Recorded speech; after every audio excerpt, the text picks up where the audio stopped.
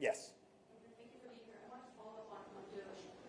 I'm curious if I hear you on the importance of efficiency and responsible spending, but I'm curious, here in Idaho, we've seen some positions cut that may relate to fighting wildfires or providing care to veterans. Do you have any misgivings that those may go too far and cut, critical people doing critical work?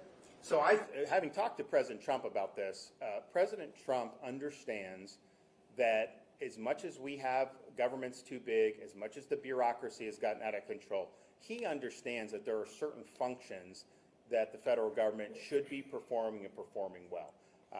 For example, there was this dust up about the National Weather Service. President understands. He's dealt with these hurricanes like we do in Florida.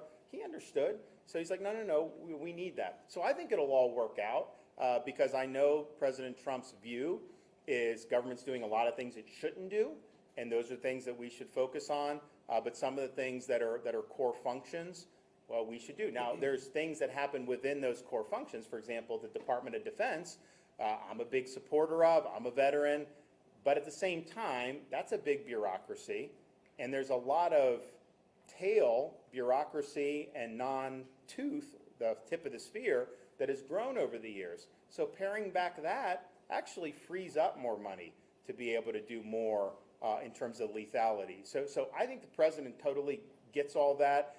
You're going to see different things that are going to happen here or there, but I think ultimately it will land in a spot that the American people are going to support. It's unfortunate, and this is working its way through the courts, and I personally think the president has Article 2 authority to hire and fire people within the executive branch.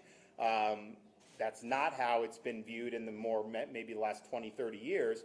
But you end up in this kind of weird situation where probationary employees, even if they're really good, they can be laid off, but someone who's been there, who has tenure or whatever the protections, even if they're not good employees, it's much harder to get rid of them. I don't think that makes sense, but I think they're working through a lot of this stuff in the courts, and I think you're going to end up seeing this land in a very, very good spot. There are things that, as we have the lowest number of state employees per capita in America in Florida, and while we're proud of that, we also have invested strongly in disaster response and emergency management. We've invested strongly in law enforcement.